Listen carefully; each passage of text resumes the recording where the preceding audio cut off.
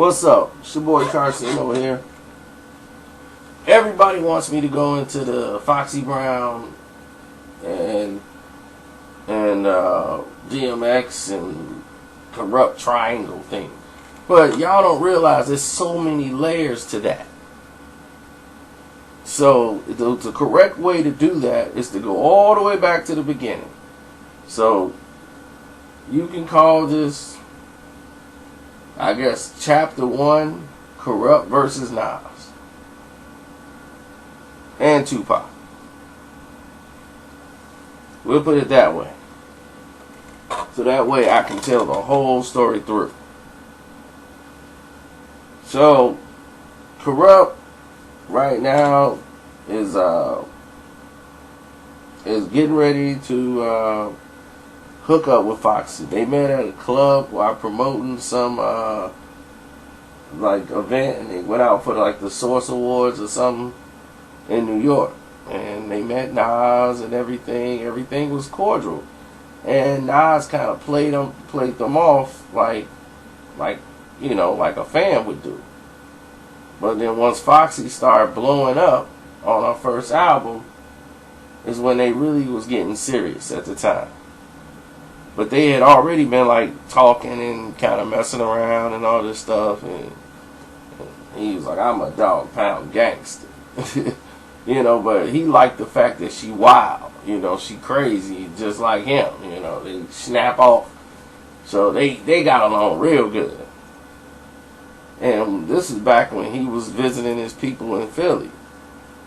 You know, they was catching mad heat over that song, New York, New York. And she was like, had his back. Like, oh, look, I'm going to take you, man. We're going to squash all this. He was like, I just can't go to certain areas. You know, certain dudes ain't trying to hear me right now. So I'll wait till things cool down before I start doing all that traveling and moving around and stuff. So they were going back and forth, you know, because he had to go back to L.A. to record and work. And then she's in New York working. And, you know, he'd be missing the time he spent with her. He went on vacation and all this stuff. But Nas is in L.A., you know, getting ready. He had recorded his album. They getting ready to do whatever, some stuff they had to do in L.A. Pac was there. The Dog Pound showed up. I want to say it's the House of Blues. I'm not even sure. But one of the clubs they was at, he ran into Nas. Man, Nas, you know what I'm saying? Man, it was me, blah, blah, blah, blah. It's back cool. He know of him. But Nas was like, yeah, okay, yeah, whatever. And he was with, and Pac came in and he was deep. But he didn't come there to like, kick it all night. He just stopped in there as if somebody told him, like, look, Nas here. So he came in with his dudes and wanted to holler at Nas and all this stuff. So they talked for a minute, and it was like they dapped each other up, and it was all good. And Pac and them broke out. Well, Jazz and them kind of stayed for a minute, and like Kurupt and his boys, and Kurupt was like, man, he just like, man, I'll get back with you, you know. And Nas was talking to some people that was there, and he felt dismissed and was like, man, I sold more records than that nigga, you know. And Kurupt little gone off the drink and everything else, so he just like, man, you just don't dismiss me like I'm one of your bitches. This nigga just dismissed me like I'm one of his bitches. And then, yeah, I'm not one of your bitches. So Nas just looked at him and he turned back to talking to dude, and he just left. They was like, man, just go home. So that blow over. Like, Nas ain't thinking about it. Nas' album come out, Pac mad at Nas for the album. So Kurupt is all with it. Like, yep, you know, like blowing up, and then he trying to be both sides. You know, cool with what Pac talking about, but he trying to be respectful to Foxy. Like, look, I ain't getting involved in that, so I can't touch it. You know, dude, even though I feel dude kind of, you know, slighted me, he cool with my girl. They do business together. They got the Firm album finna come out. They working on doing some stuff together. But he was like, you know, Dre left, and they mad at Dre, and he looking like, man, they on vacation. And Kurupt didn't even want to go on this trip. They went to like Cabo, and that's when things just went down. When Pac is like, I heard you leaving. You leaving the row to go join them East Coast niggas? That's what you doing? He was like, look, man, I done sold my dogs, my house, my everything. I'm out, brother. I'm going to be with my girl. I was like, look, we getting engaged. This is it. I'm done. Like, I'm going over there. And he was like, Suge was like, you gonna be back, right? And when you come back, it's gonna be for less money. No, let him go. No, let him go. Let him go. Nah, you wanna go? Let him go. And Pac is like, man, look, why would you want to go over there? He was like, you should wait till we form Death Row East. Then we could put you out on Death Row East over there. He's like, I ain't gonna be signing your label. I'm gonna be signing you and Suge. He's like, no, thank you. You know, like, no, I'm gonna go on over there. I'm gonna establish my own. Oh, so you just trying to get out of the road? You just want to leave so you can try to get out the road? You want to be a traitor, huh? So they getting into a big argument, him and Pac, and Suge laughing because Pac clowning him. Like, this nigga sprung. And then Corrupt, you know, he get all serious and want to fight. And then him and Pac get in an argument. Like, they really want to take it there. And then, boom, they break out into a fight. Tupac and Corrupt throwing hands. And then Suge. That laugh. So, man, break it up for one of y'all and niggas hurt each other. Break it up. But they went back home, they kicked it, Snoop was there, everybody broke all this shit up. And Daz and all them niggas, like, they used to take trips like that all the time. And arguments happen, all kind of stuff. So they dapped it up and they was all cool. And Pac like, man, you ain't going nowhere, man. Just but he was leaving. And he was still working in the studio with Daz and putting some work in, because what he was saying at the time wasn't his true intentions. He was saying, like, I'm just going to live there, but I'm going to still be part of the row. I ain't leaving the row. I just need to be living where my wife is, you know, my fiance and stuff. So that's why it was an easy transition for him to leave. He didn't say, like, I'm leaving Death Row. Let me off the label. He was saying, nah, man, I'm still family. I'm still the row. I'm just going to be living in Philly with my fiance and my wife, my boo-boo. So they was like, all right, cool. Let him go. He want to move there. Let him live what he want to live. So he in the studio working, doing all this thing with Daz and putting in work. Then he was gone. He was like, look, I'm through. I'm gone. I'm done. So Pac is like, all right, whatever. You know, like, he was more cool with Badass at the time. Daz and Badass had got more tight with Pac. And Corrupt was pretty much like, he wasn't really there, because he was too busy chasing the muff around, chasing behind Foxy. So he missed out on a lot of stuff. So Badass came in and really filled in the gap for where Corrupt would have been.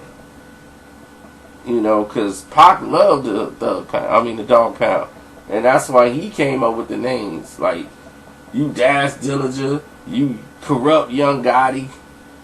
Y'all, like, they were all going into the mob thing. And he was like, man, it's going to be Thug Pound. Outlaws and thug life together, that's Thug Pound. So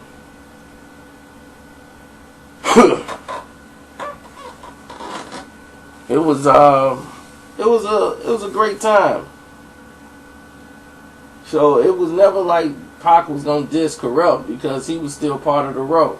They just had a little disagreement about him leaving. So when he went to the East Coast, he was working to try to get out his deal, to be over there with Fox and everything. And then they got engaged. And once they was engaged and stuff,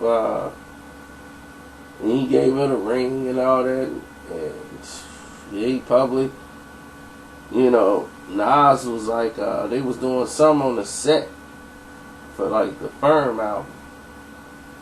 And they, she was all excited, and he was like, man, look, sis, I'm gonna tell you, you gotta be careful, man. Dude's a thug. You don't need no thug. You need a real good guy in your life. You know what I'm saying? He's just, he's a thug ass dude. I mean, no disrespect to him, but he's just, you deserve better than that.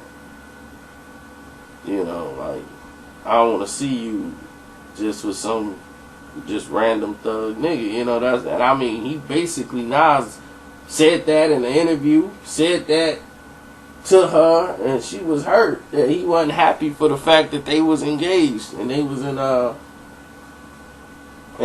group, the Firm. So Kurupt was mad as hell. Kurupt was like, I'm gonna go there and I'm gonna beat this nigga's ass. Cause one, he shouldn't have did the interview. Two, he shouldn't have been bringing my name up in the first place. It's not your business what you do anyway. Who is Nas to tell you what's what? And she was like, no, we working together on the album, and we family, we the Firm. She's like, I'll talk it, we'll work it all out. He's like, nah, I'm going to work it out because I'm going to beat his ass. So he telling Nas how he going to beat his ass and all this stuff. And he want to tell them, and Nas know, and Nas is like laughing like, dude, funny. Ew. So Nas ain't taking it serious at all. Because at this time, Nas is like the man. Because Pac's gone. And Corrupt was in Philly at the time. So Pac passed away.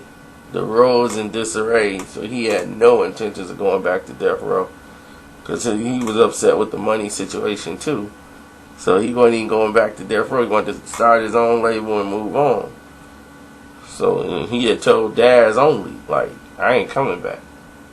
I'm staying out here and I'm doing my thing out here in Philly. So Eve is blown up, Corruption comes out, and they don't do what, put out a double CD, don't do what he think it was gonna do. And then he trying to slight this Nas on the songs, and the album just, it's weak. It was just weak. It was a whole different direction, and he was trying to show people, like, I'm East Coast. I'm really from the East Coast. Like, I ain't with this East-West bull crap. Let's just kill that, and, let's get to these lyrics and rhymes. But it was just off. The whole album was off. So after this, Fox is working on her album, coming out her second album, China Doll. And this has been a project that's been going on for a minute, So they got her working with Def Jam artists. That's what Def Jam do. So they was like, okay, we need to have. They dressing her up as a Chinese, and they was going with this whole China thing. Like, this is the new thing, China Doll. And the Chinese people and all this, and they bringing all this into the project, dressing up and all this Chinese stuff and outfits, and to promote the album China Doll. And everybody's like, huh? And the production on China Doll was about, I'd say about 60%. It wasn't because it was so much like, we need a commercial hit. We need you to work with this artist. We need you to do this. Get on here with DMX. And they had a song called A Dog for a Fox. Now at this time, DMX had stormed onto the scene and became like the man. when his record came out. So now that X is the man, they're starting to, hang out in the studio and putting stuff together and do this and that. And X is, he playfully flirts with women. And he wanted to see her, he was like, they were playing in her, he was playing with her hair or some shit like that. Like, let me see your hair. Like, yeah, that's some real shit. She don't got no weave or nothing. That's not really her hair. No, put your hair back. So he just playing, he playing with her. That's how he playfully do. And, I mean, from what I've been told, they've never done anything. They've never done anything. Now, this is from what I was told. From the people that would know. They never did anything. And if it did, it's one of the best kept secrets in the industry. But the way they playfully flirted with each other, Eve, who was kind of jealous of Foxy Brown, this is how she got into the picture. And we'll save all that for part 2. I'm out.